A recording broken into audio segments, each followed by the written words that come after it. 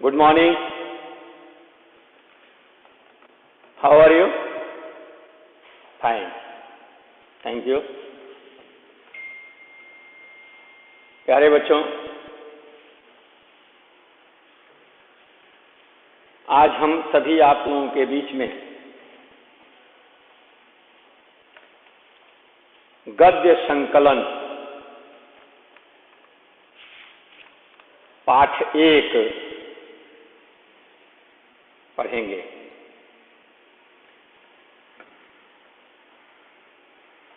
प्यारे बच्चों,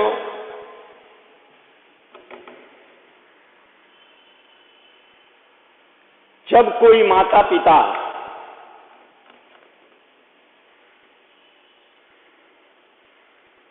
अपने बच्चों से प्यार करता है तो उस प्यार को कौन सा प्रेम कहते हैं?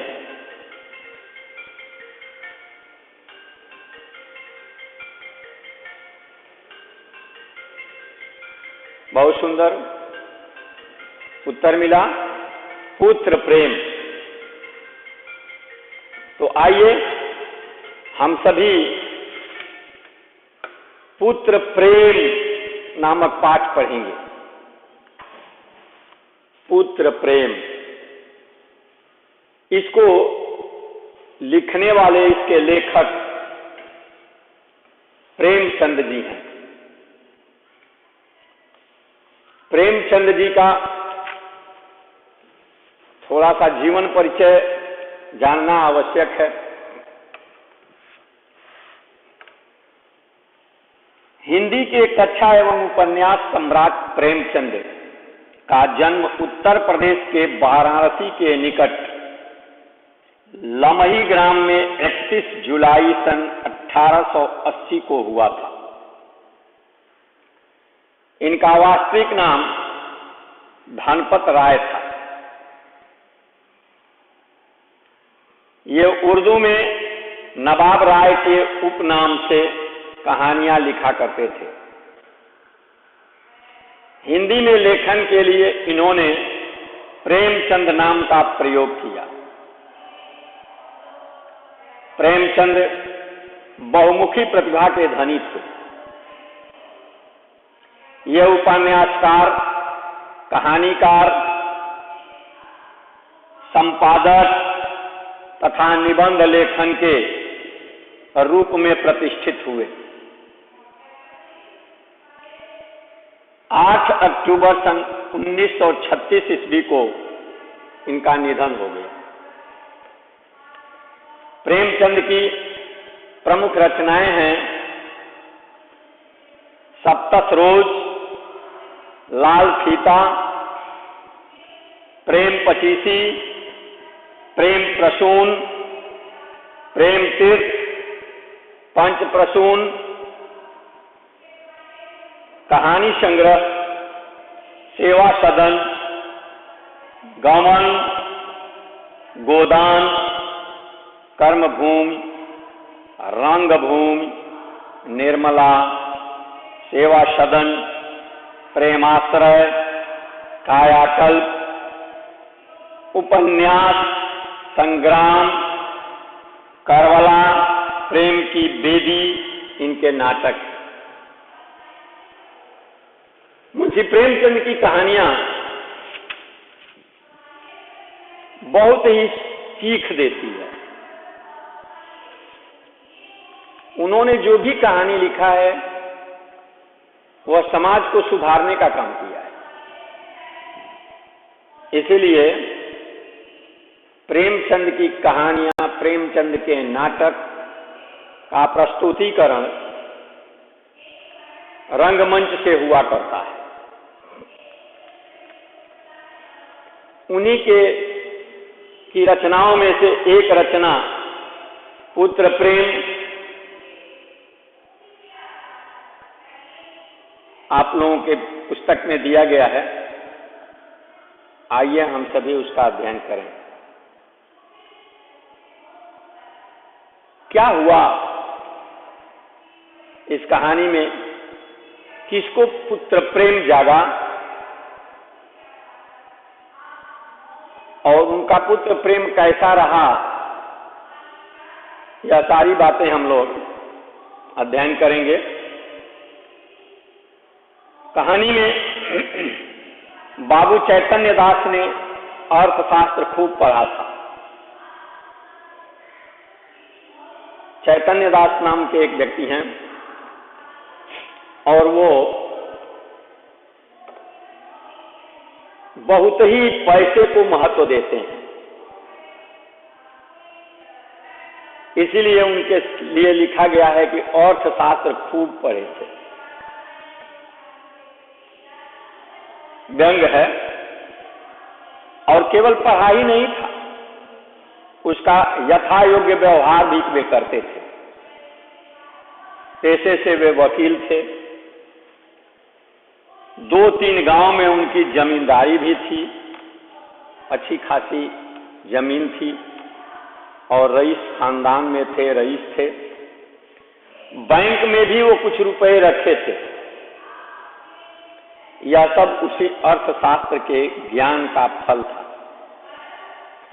जब कोई खर्च सामने आता तब उनके मन में स्वभावतः प्रश्न होता था, इससे स्वयं मेरा उपकार होगा या किसी अन्य पुरुष का।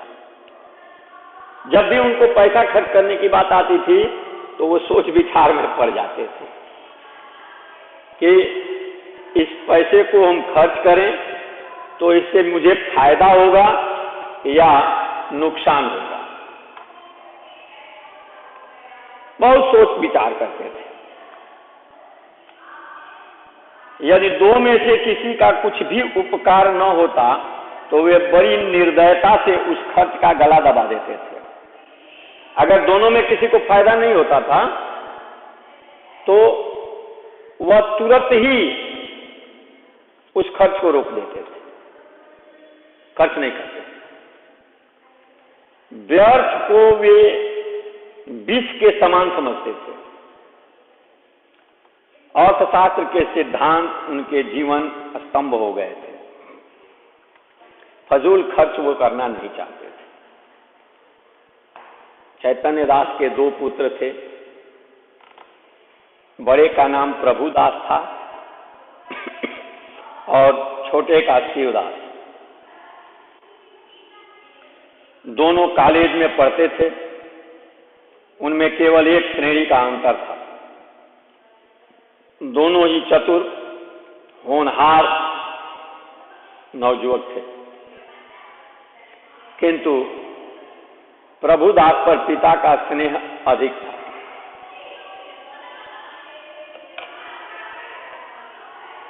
बड़े पुत्र से अधिकतर पिता का स्नेह लग जाता है। प्रभुदास से भी पिता का स्नेह था। उसमें सदुत्साह की मात्रा अधिक थी और पिता को उसकी जात में बड़ी बड़ी आशाएं थी। वे उसे विद्योन्नति के लिए इंग्लैंड भेजना चाहते थे। वो चाहते थे कि अपनी शिक्षा दीक्षा यह इंग्लैंड में करे और ऊंची शिक्षा देना चाहते थे। वैसे बैरिस्टर बनाना उनके जीवन की सबसे बड़ी अभिलाषा थी। इस लड़के को मैं बैरिस्टर बनाऊंगा। तो बैरिस्टर बनाने के लिए वह ख्वाब देख रहे थे, अपने लड़के को इंग्लैंड भेजना चाहते थे, किंतु कुछ ऐसा संजोग हुआ कि प्रभुदास को बीए की परीक्षा के बाद ज्वर आने लगा, बुखार आने लगा।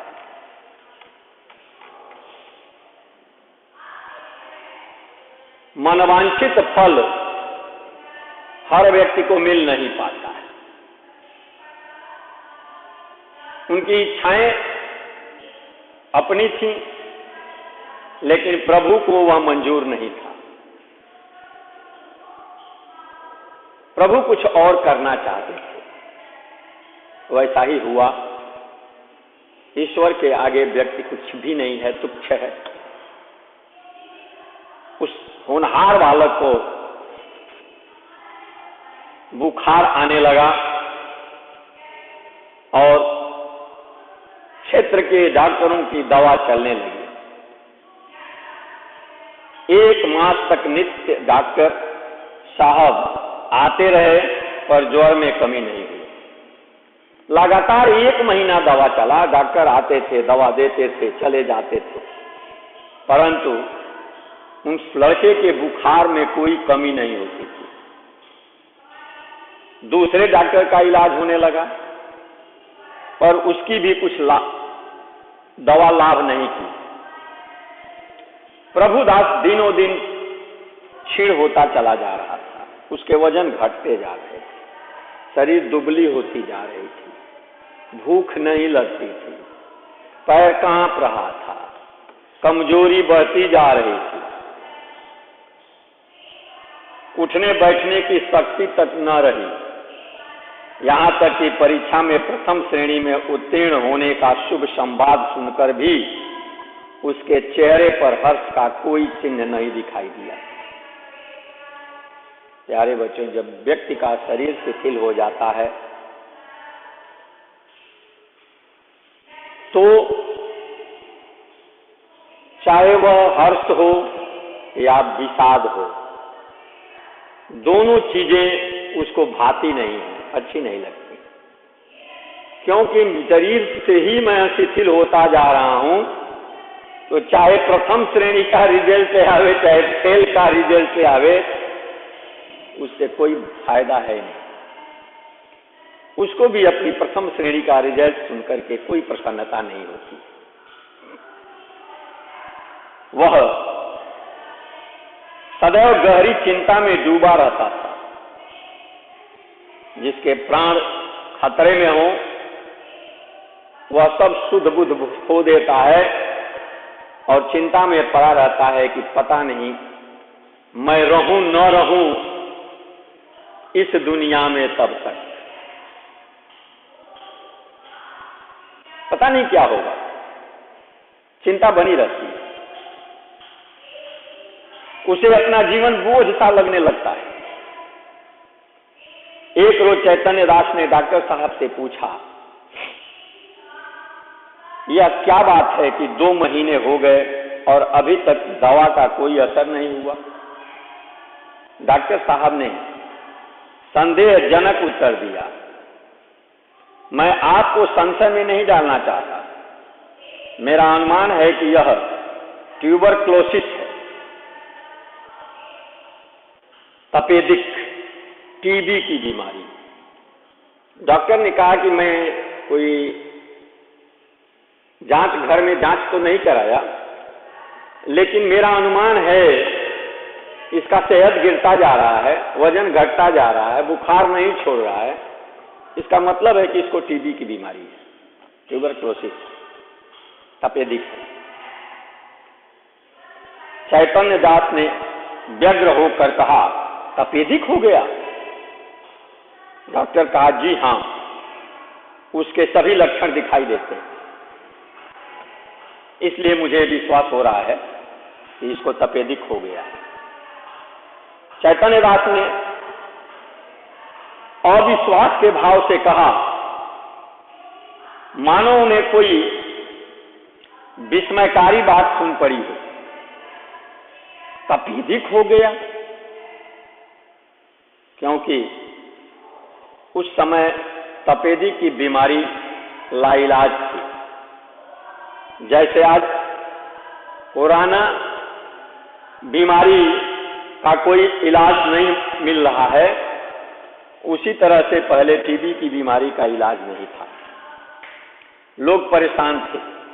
जिनको टीबी हो जाती थी, ट्यूबरक्लोसिस, तपेदिक हो जाता था, वह अपने आप को मान लेते थे कि मैं अब इस दुनिया से दिवंगत हो जाऊंगा, अब मैं यहां नहीं रह पाऊंगा।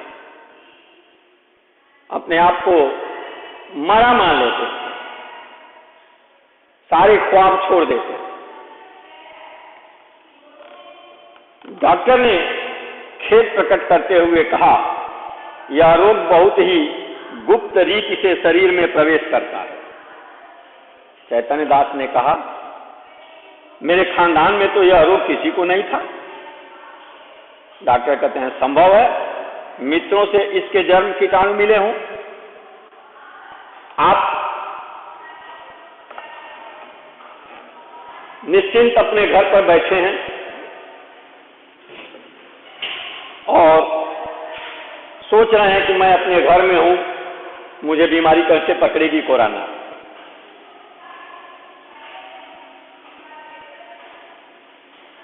सब्जी ले रहे हैं, बाजार से सामान खरीद रहे हैं, उसका प्रोडक्शन उस दुकान पर नहीं होता है, वह कहीं से आता है और माल बाहर से ढो करके आता है। पता नहीं कितने मजदूर, कितने लोग उसको हाथ लगाए रहते हैं और कितने लोगों के हाथों से वह सामान आदान प्रदान होते हुए आपके घर तक आता है।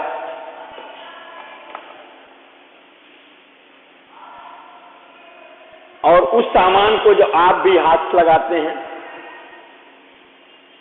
संयोगवश उतने लोगों के बीच अगर कोई कोरोना के बीमारी का पेशेंट हो और उसका भी हाथ स्पर्श हो गया हो उस पर और वह सामान संक्रमित हो गया, तो आपके घर में रहते हुए भी आप सुरक्षित नहीं हैं, आपको वह बीमारी पकड़ लेगी। आप आश्चर्य में पड़ जाएंगे कि मैं घर में था फिर भी मुझको बीमारी हो गई। आप रास्ते चल रहे हैं, आपसे कोई व्यक्ति नहीं मिला, मैं मानता हूं, परंतु आपके चप्पल जूता जमीन पर चल रहे हैं और कोरोना का पेशेंट पान खाकर, गुटखा खाकर और सड़क पर थूक दिया है,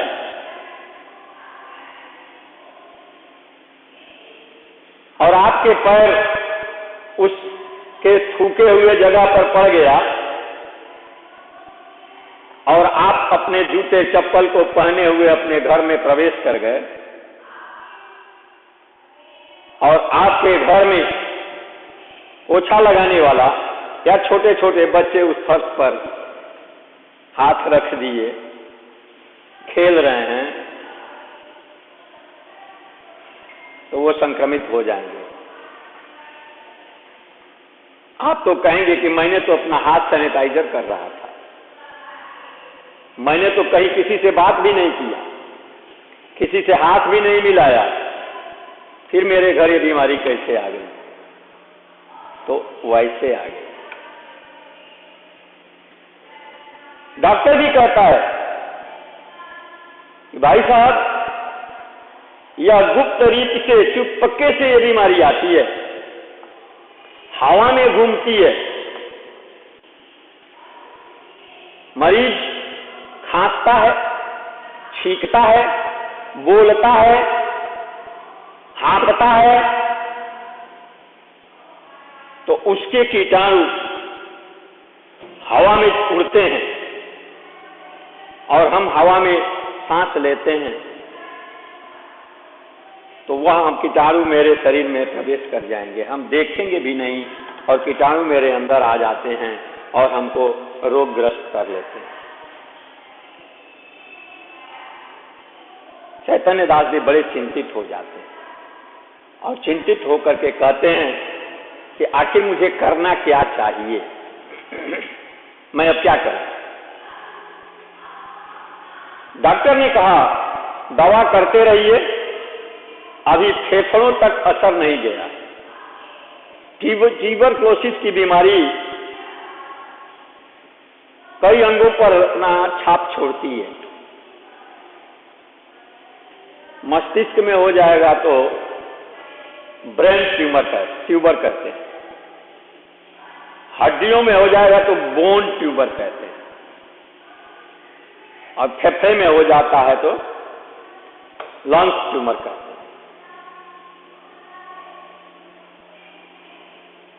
तो कहते हैं डॉक्टर कि अभी इनको ट्यूबरक्लोसिस फेफड़े तक नहीं पहुंचा, अभी बॉडी में है। इसलिए इनकी अच्छी से दवा हो जाए तो हो सकता है ये ठीक हो जाए। चैतन्य दास कहते हैं आपके विचार में कब तक दवा का असर होगा, क्योंकि ये तो अर्थशास्त्री थे, इनके पैसे खर्च हो रहे थे। तो पूछते हैं कि आपके विचार से ये कब तक ठीक हो जाएगा। डॉक्टर कहते हैं निश्चय पूर्वक नहीं कह सकता, लेकिन 3-4 महीने में ये स्वस्थ हो जाएंगे। आज भी इसकी दवा मिल चुकी है, फिर भी ट्यूबरक्लोसिस को आप 10-5 दिन में ठीक करना चाहें तो ठीक नहीं होगा। इसका सबसे कम, जो अगर स्टार्टिंग पीरियड है तो कम से कम 3 महीने दवा खाना चाहिए, नहीं तो 6 महीने, और अधिकतम बढ़ गया है तो 9 महीने में जाके ठीक होता है। 9 महीने रेगुलर दवा खाना, एक दिन भी बंद नहीं करना चाहिए, तब ये बीमारी ठीक होती है। डॉक्टर ने भी कहा कि अभी फेफड़ा पकड़ा हुआ नहीं है, अगर दवा करा देंगे तो 3-4 महीने में ठीक हो जाएगा। जाड़ों में इस रोग का जोर कम हो जाया करता है। जब जाड़ा होता है तो इस रोग का जोर जो है कम होता है, और गर्मी में यह बहुत तेजी से उभरता है। चैतन्य दास जी कहते हैं अच्छे हो जाने पर यह पढ़ने में परिश्रम कर सकेंगे। प्रश्न इनका फिर होता है कि ठीक है, 4 महीने हम दवा करा दें और यह ठीक हो जाए तो क्या ये फिर से पढ़ सकते हैं? डॉक्टर कहता है कि मानसिक परिश्रम के योग्य तो वे शायद ही हो सके। इस बीमारी से उबरने के बाद व्यक्ति मानसिक परिश्रम बहुत कम कर पाता है।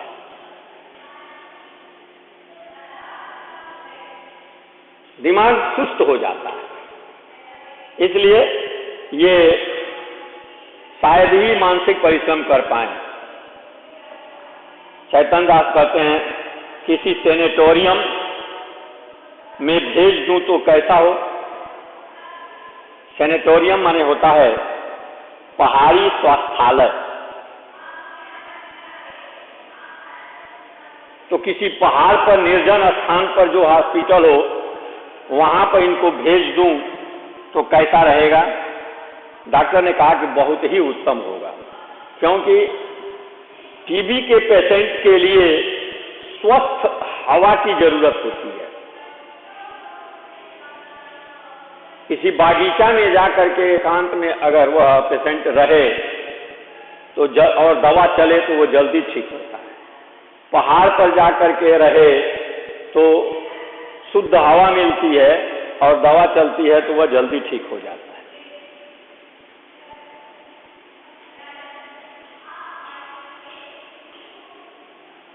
चैतन्य दास जी कहते हैं तब ये पूर्ण रीति से स्वस्थ हो जाएंगे।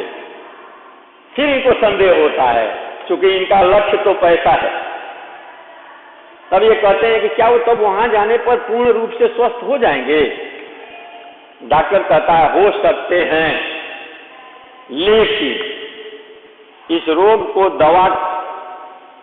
दबा रखने के लिए इनका मानसिक परिश्रम से बचना ही अच्छा है। इस रोग को दबाने के लिए इनका मानसिक परिश्रम कम करना होगा। जितना ही ये मानसिक परिश्रम कम करेंगे उतना ही अच्छा रहेगा। चैतन्य दास जी नैराश्य भाव से बोले तब तो इनका जीवन ही नष्ट हो गया। अब फिर ये कह रहे हैं कि इतना करने के बाद भी यदि ये ठीक नहीं हो पाते हैं पूर्ण रूप से, तब तो इनका जीवन नष्ट हो गया। क्योंकि अर्थशास्त्री हैं, पैसा जोड़ रहे हैं, पैसा भी खर्च करूं और ये जीवन भर बेकार बैठ जाएंगे तो मुझे जीवन भर इनके पर खर्च करना पड़ेगा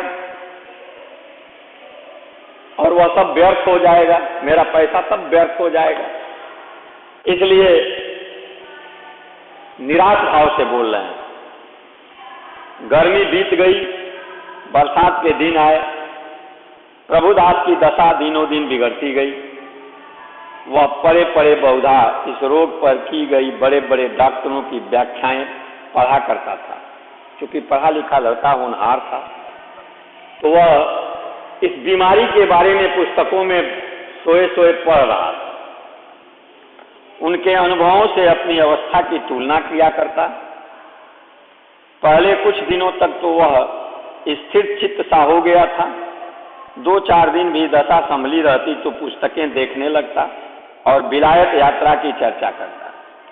2-4 दिन भी ज्वर का प्रकोप बढ़ जाता तो जीवन से निराश हो जाता। किंतु कई मास के पश्चात जब उसे विश्वास हो गया कि इस रोग से मुक्त होना कठिन है, तब उसने जीवन की चिंता भी छोड़ दी। जब व्यक्ति के सारे मार्ग बंद हो जाते हैं, सारी उपायें बंद हो जाती हैं, सभी तरफ से मार्ग अवरुद्ध हो जाता है, तो व्यक्ति आशा छोड़ करके स्थिर हो जाता है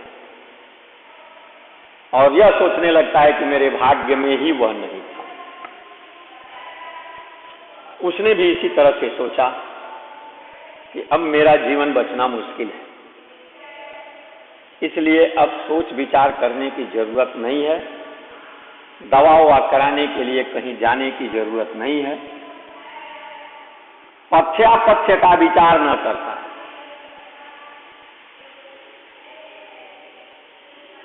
अब वह यह भी नहीं सोचता कि मुझे क्या खाना है और क्या नहीं खाना है, इस पर भी विचार छोड़ दिया। घर वालों की निगाहों को बचा करके उसने दवा को जमीन पर फेंक देता था, गिरा देता था, दवा भी लेना बंद कर दिया। मित्रों के साथ बैठकर जी बहलाता। यदि कोई उससे स्वास्थ्य के विषय में कुछ पूछता तो चिढ़कर मुंह मोड़ लेता, क्योंकि ऊब चुका था। उसके भाव में एक शांतिमय उदासीनता आ गई थी और बातों में एक दार्शनिक मर्मज्ञता पाई जाती थी। वह लोक नीति और सामाजिक प्रथाओं पर बड़ी निर्भीकता से आलोचनाएं किया करता। यद्यप बाबू चैतन्य दास के मन में रह रह कर शंका उठा करती थी कि जब परिणाम विदित ही है, तब इस प्रकार धन का अपव्यय करने से क्या लाभ। तथापि वे कुछ तो पुत्र प्रेम और कुछ लोक मत के भय से धैर्य के साथ दवा दर्पण करते जाते थे, लेकिन मन में सोचते थे कि आखिर क्या करूं, व्यर्थ का यह पैसा गंवाने से क्या मतलब। लेकिन लोक लज्जा समाज के कारण कुछ दवाएं करा देते थे, लेकिन वो भी निराश हो चुके थे और उनके अर्थशास्त्री होने के नाते उनके जब पैसे खर्च होते थे तो उनको बच्चे से अब अधिक पीड़ा उनके पैसे खर्च करने पर होती थी। जाड़े का मौसम था। चैतन्य दास पुत्र के सिरहाने बैठे हुए डॉक्टर साहब की ओर प्रश्नात्मक दृष्टि से देख रहे थे। जब डॉक्टर साहब टेम्परेचर लेकर थर्मामीटर लगाकर कुर्सी पर बैठे तब चैतन्य दास ने पूछा, अब तो जाड़ा आ गया, आपको कुछ अंतर मालूम होता है? क्योंकि डॉक्टर साहब ने कहा था कि यह बीमारी थोड़ी शांत हो जाती है जाड़े के दिनों में। चैतन्य दास ने पूछा कि आप तो कहे थे कि जाड़े के दिनों में यह बीमारी कुछ शांत होती है, तो अब तो जाड़ा शुरू हो गया, बताइए क्या हो रहा है? डॉक्टर कहा, बिल्कुल नहीं, बल्कि रोग और भी दुस्साध्य होता जाता है, जैसे कोरोना। डॉक्टरों ने शुरू में कहा कि भारत इससे जंग जीत लेगा, क्योंकि यह बीमारी भारत में मार्च में प्रवेश की है और अभी अप्रैल और मई का महीना आएगा और चिलचिलाती धूप होगी, वायरल मर जाएगा।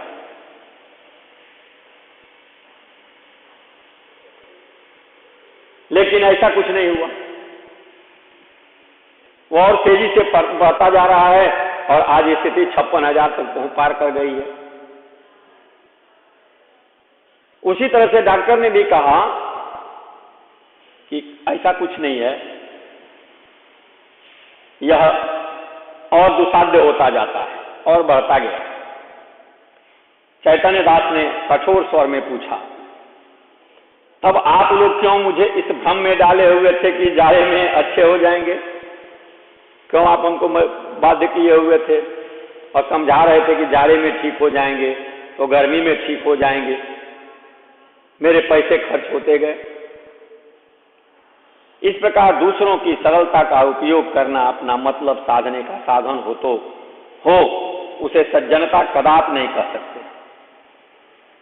डॉक्टर ने नम्रता से कहा, ऐसी दवाओं में हम केवल अनुमान कर सकते हैं और अनुमान सदैव सत्य नहीं होते।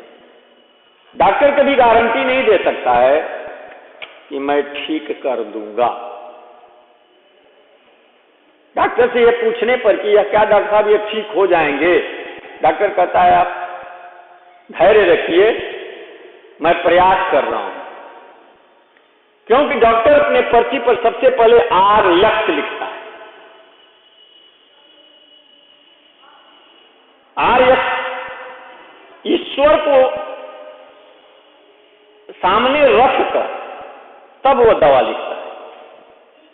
पहले ईश्वर की आराधना करता है, वह ईश्वर के चिन्ह है आर्य डॉक्टर के लिए मेडिकल में, और उनका आराधना करके ही वह दवा लिखता है। इसलिए ईश्वर बता सकता है कि वह ठीक होंगे कि नहीं, डॉक्टर नहीं बता सकता। डॉक्टर उपचार करता है, प्रयास करता है, ईश्वर से निवेदन करता है और ईश्वर की अनुमति से वह दवा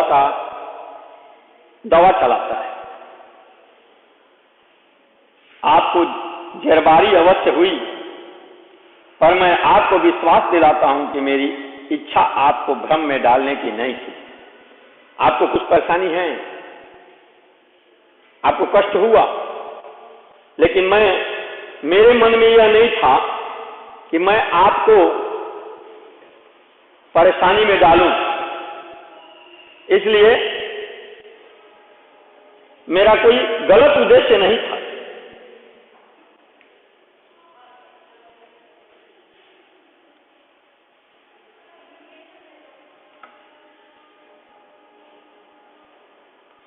शिवदास बड़े दिन की छुट्टियों में आया हुआ था। इसी समय वह कमरे में आ गया और डॉक्टर साहब से बोला, आप पिताजी की कठिनाइयों का स्वयं अनुमान कर सकते हैं। अगर उनकी बात नागवार लगी तो उन्हें क्षमा कीजिएगा। चैतन्य दास ने छोटे पुत्र की ओर वात्सल्य की दृष्टि से देखकर कहा, तुम्हें वहां आने की क्या जरूरत थी? मैं तुमसे कितनी बार कह चुका हूं कि यहां मत आया करो, लेकिन तुमको सब्र ही नहीं होता। प्यारे बच्चों, ठीक वही स्थिति आज कोरोना की है। घर में किसी व्यक्ति को अगर वह बीमारी पकड़ लेगी तो घर का भाई, बहन, माता, पिता, पत्नी सभी साथ छोड़ देंगे। कोई भी आपको छुएगा भी नहीं, क्योंकि यह बहुत भयंकर संक्रमित बीमारी है। और ट्यूबरक्लोसिस भी बहुत भयंकर बीमारी छुआछूत की थी, लाइलाज थी। पिता को पुत्र का मोह है कि एक पुत्र तो मेरा जा ही रहा है, दूसरा पुत्र भी इससे संक्रमित न होने पाए, इसलिए अपने पुत्र से कहता है कि बेटा तुम इनके पास मत आया करो, क्योंकि यह बीमारी तुम्हें भी हो जाएगी। प्यारे बच्चों, ये कहानी बीच में मैं आपको ये अधूरी छोड़ करके जा रहा हूं। कल पुनः इस पर चर्चा करूंगा। इस कहानी को अपने पुस्तक से एक बार जरूर पढ़ लीजिएगा, विस्तार पूर्वक वर्णन इसके आगे मैं कल करूंगा। धन्यवाद।